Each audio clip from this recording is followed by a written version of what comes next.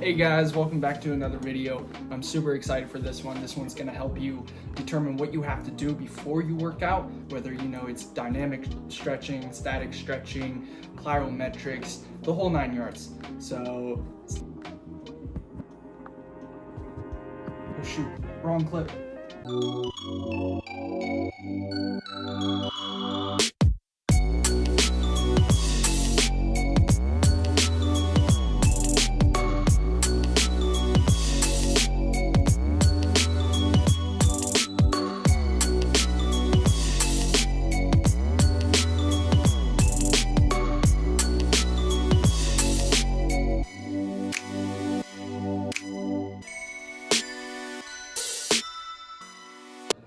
Alright guys, so the famous question is, what should you do before you work out? I get this question a lot with my current clients and also just, people out and about when they figure out I'm a fitness coach and, they just want a little advice. And so that's a pretty fair question. A lot of people don't know what they should do, whether they should be, static stretching, dynamic stretching, band work, etc. Whatever, warm up, little jog, blah, blah, blah, blah, blah. So if you guys don't mind leaving a comment down below, letting me know what you guys do before you work out, that would be great. And maybe this video can help you improve what you should do for warming up or anything before any exercise activity. So we're gonna start this off with some of the case studies that I've been reading up on and getting some more information on what you should do with already the basic knowledge that I have. I personally do a lot of dynamic stretching and band work combined before working out, like getting into my full workout routine or regimen. I also do, anywhere between 2.5 to 10 minutes of some type of, cardiovascular movement. So whether it be like high knees or I'm on the elliptical or the bike, I never do the treadmill. There's a reason why, which I should make a video for, definitely going to. But anyway, yeah, so I just want to give you guys some of my doings, and so that way you can dictate whether or not, this is a good fit for you or it's not. But before we get into the case studies, I want to let you guys know that all the citations are down below, and give me that like button. Just for a quick clarification, all this warm up or what you should do before you work out can be used for anything, whether it be walking in the park, jogging, sprints, any sports training, strength training, calisthenics training, weightlifting. This is all used for before any type of workout regimen that you're doing. So be sure to do your own due diligence, as I like to say, because it's always good to be self-sufficient. You don't always want to rely on others, but also don't be afraid to take people's advice and use it to help guide you. So always listen, be in tune with yourself, so that way you can figure out what works best for you. Don't forget to smash that like button. Do it. All right, everyone, so I want to go over the dynamic and static stretching. So dynamic stretching is usually, like plyometric movements almost, that kind of go entwine with what you're going to be doing on your workout or, during your workout regimen. And then static stretching is usually like holding a certain position to let that muscle stretch. And a lot of people don't know what you should do before the workout. I've already told you my opinion and what I do. And now I want to go over what I found in this article from Cleveland Clinic by Dr. Ann Rex. And she said that when you're static stretching, the muscles aren't warmed up.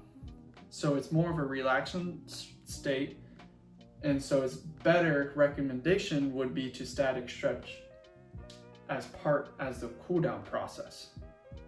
So I totally agree with that, because when your muscles aren't when your muscles aren't warmed up and you're stretching them, you're more or less likely to pull your muscles, so therefore causing injury. And you don't want that, obviously. So the whole point of dynamic stretching is keeping the blood moving and doing quick stretches with movement. So when you're doing high knees or something, you're still getting that stretch in your hamstrings or your buttocks, and you are getting the full range of movement. And you're, contracting and releasing very quick. So it's not so much you're just holding it there where you have more probability of pulling that muscle or whatever the case may be. So that's why I definitely agree with that. That's probably my number one reason why I don't do static stretching before working out. Now, don't get me wrong, there's case studies out there, which I'm about to show you soon, where there's, better numbers in static stretching before, but it's not always the case. It's for certain ways that you static stretch. And typically when you're static stretching, you're holding the stretch for more than 10 plus seconds, okay? But in this case study that I'm about to show you, they're only holding the static stretch for a max of, I think, 3 seconds. So let me show you that right now.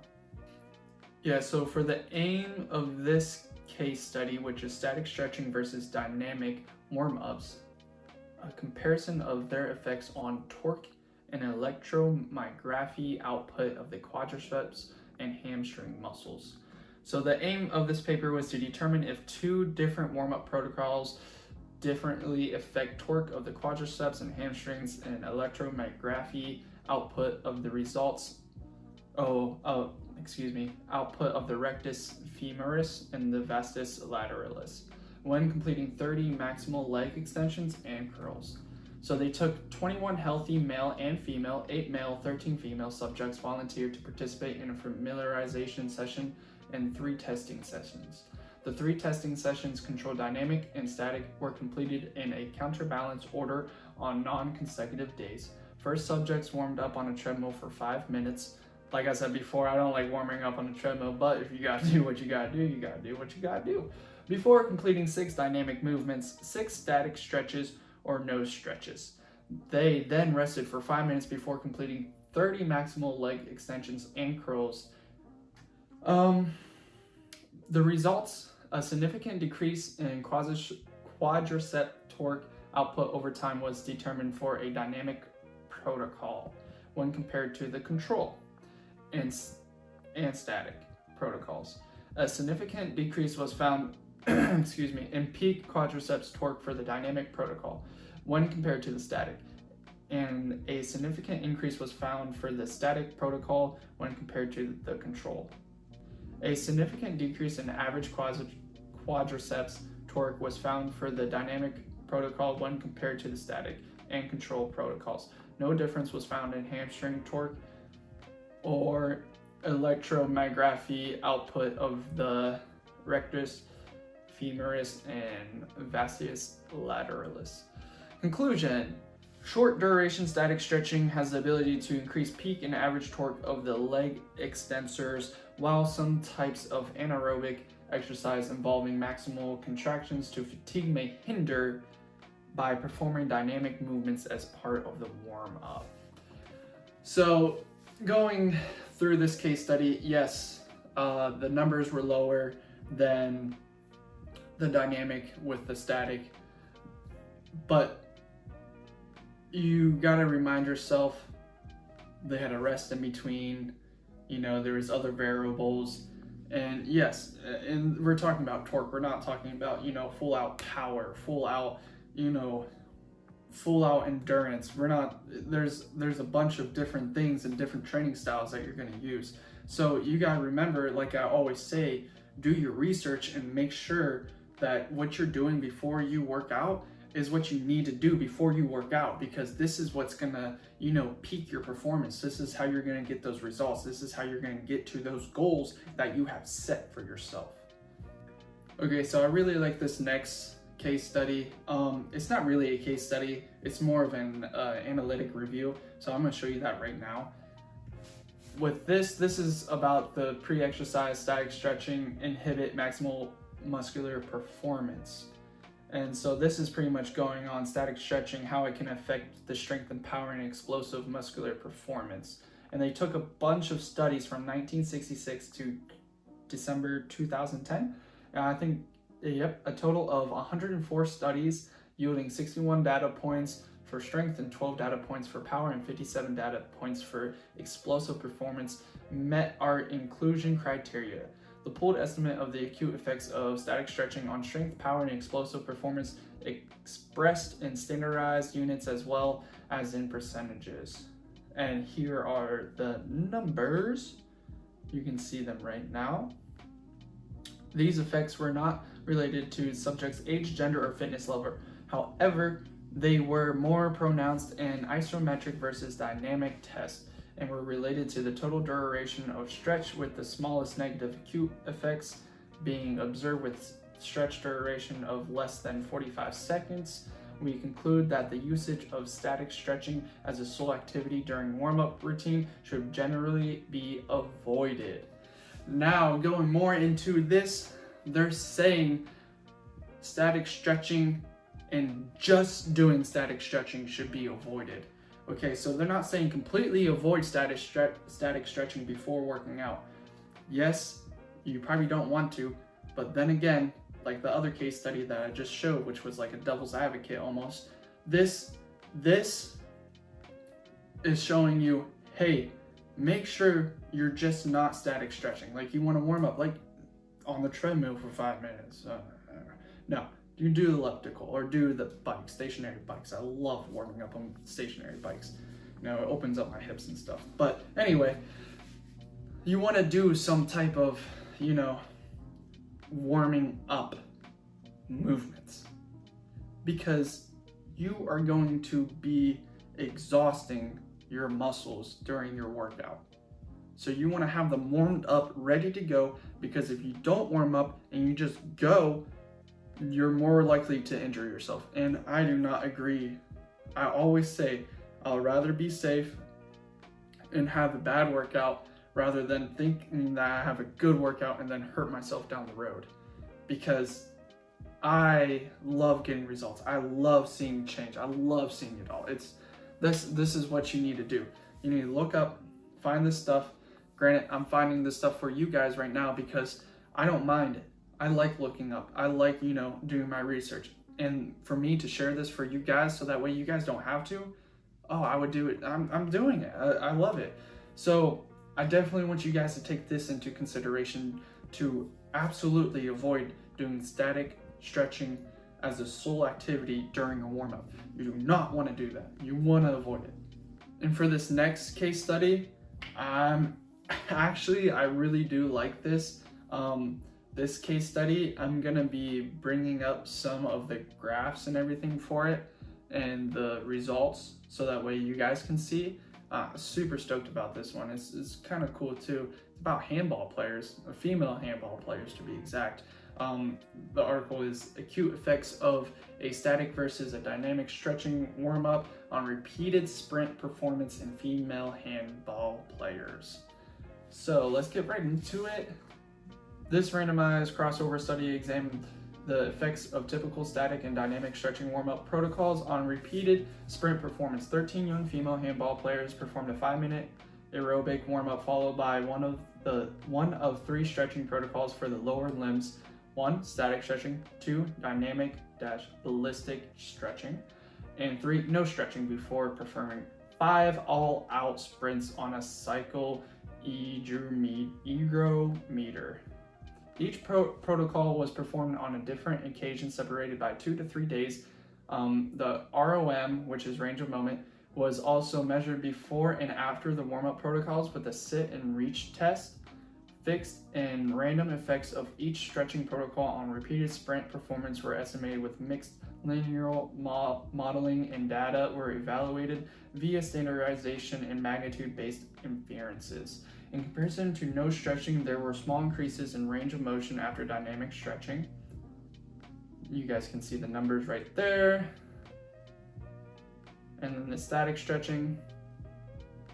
There were small increases in the average power across all sprints with dynamic stretching relative to static stretching, 3.3 to 2.4, and no stretching, 3.0 to 2.4. And trivial to small increases in average power in the first and fifth trials with dynamic stretching compared to static stretching, 3.9, 2.6, 2.6, 2.6 respectively, and no stretching, 2.0, 2.7, 4.1, 2.8 respectively. There were also trivial and small decreases in power across all sprints with static relative to dynamic stretching, negative 1.2 or 1.3, 2.8, and no stretching, negative 3.5 to 2.9. Dynamic stretching improved repeated sprint performance to greater extent than static stretching and no stretching. I'm gonna throw up how they worked out the plan of this case study. So they did the sit and reach test before aerobic cycling for 5 minutes, then static stretching 6 minutes. They did 2 active, 1 rest, dynamic stretching 6 minutes total, 2 active, 1 rest, and then they did the control group, which was 6 minutes passive rest only. And then they did the sit and reach test again, and then they did the performance. So let me throw up the other graph for you. So you can see in all of the repetitions, all the power decreased in every single one, but you gotta realize that, they're doing all out sprints, so obviously the power is gonna decrease because of the fatigue and muscular performance. So, but then again, let's look at the dynamic, which is the black squares, the static is the gray triangles, and control is the open up circles or ovals. But you see as they are performing and as they go through the reps, the dynamic is always above both static and controlled. And right now I'm gonna throw up a couple of the tables for you. We're getting table 1. We'll throw up table 2 now, so that way you can see. And don't forget, I'm leaving in the description below all the citations for everything, so that way you guys can keep track and go see for yourself. We'll go over table 3. It's pretty much showing you all the, interference, all the data that they've collected over stats that they got. And now overall, with everything that I just showed you, I really want to tell you guys to make sure that you figure out what works best for you. Now, yes, some people out there, they prefer to static stretch for only a few seconds and go into the next static stretch for their warm-up and then go for their workout. Now, I'm not saying to do it. I'm saying you should probably do some dynamic stretching beforehand, because that's what I think works best for most people. But then again, I'm not you. So definitely do your research, figure out what works best. And I'm gonna give you guys a little bit of some of the dynamic stretches that I do, so that way you guys can see, what I go through on a daily basis. Because when I do dynamic stretches, I usually do the full body, even if I don't work out the full body, because a lot of the calisthenics movements I do when I work out, I still use my whole body, but I don't really use my whole body, if that makes sense. So like when I'm doing my pull-ups and stuff, yes, I keep my core tight and my legs straight and everything tight down below. So of course I want to do dynamic stretches and plyometrics to help, I don't cramp up when I'm holding and contracting my lower half of my body when I'm doing my pull-ups. So there's always a method to my madness. So I appreciate everything that you guys are doing for me and giving me feedback. So I definitely want to give some of my recommendations of what you should do. So I'm going to throw them up now, and then I'll meet you back with the outro.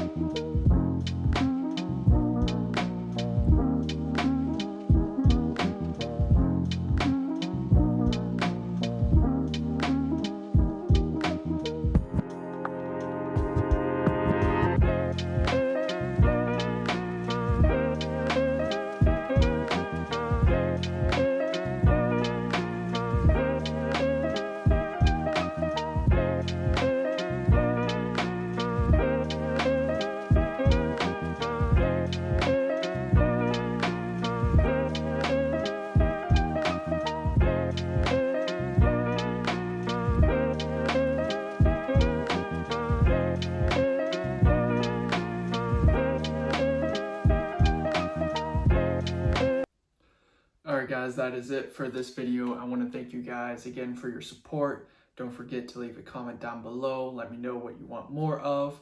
Don't forget to smash that like button, hit the subscribe button, bell for notifications, and I'll see you guys next time.